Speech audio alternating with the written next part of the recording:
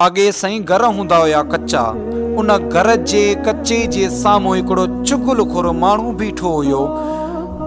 उहो ॾिसे बि पियो त हिकिड़े घर में माण्हू अजनबी को माण्हू हिकिड़े घर में वियो आहे। जीअं उन घर जो मालिक आयो त उन जेको चुगलखोर माण्हू रोड में बीठो हुयो उन घर जे मालिक खे चयो त यार तोखे ख़बर तूं किथे हुएं, तुंहिंजे घर में त हिकिड़ो अजनबी माण्हू वियो आहे जंहिंखे हेतिरो टेम थियो आहे, उन देरि कोन खे मां कोन छॾींदोसांसि, मां कोन छॾींदोसांसि, ईअं कंदे ऐं उहो घर में वियो हलियो। घर में वियो त वाकई ॾिठई त उन जे बचण सां उहो अजनबी माण्हू वेठो आहे। उन माण्हूअ मालिक जेको घर जो मालिक हुयो उनखे सुञातो। उनखे अजनबीअ खे चयो त यार हाणे देरि न कर, तूं वञ हलियो, भित टुपी वञ हलियो, जीअं तोखे इहो माण्हू न ॾिसे।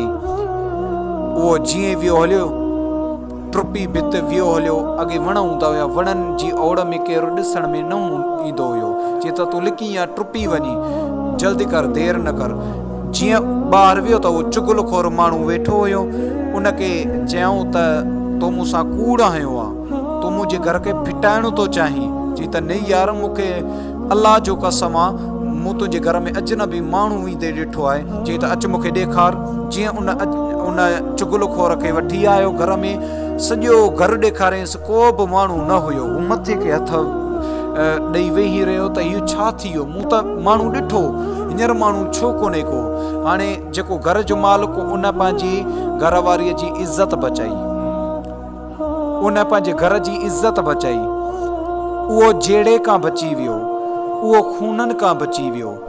ठीकु आहे, असां छा कंदासीं, यार तुंहिंजी घर वारी फलाणे माण्हूअ सां ॻाल्हाए पई, भले पुछा करे मस्जिद मां पढ़ो आयो, इहो छाजो आयो, ईअं सम्झ में कोन ईंदो आहे नी। पोइ मायूं निकिरंदियूं आहिनि, चाचा मामा जा भाइटिया फलाणा मस्जिद मां पढ़ो आयो, इहो छाजो आयो।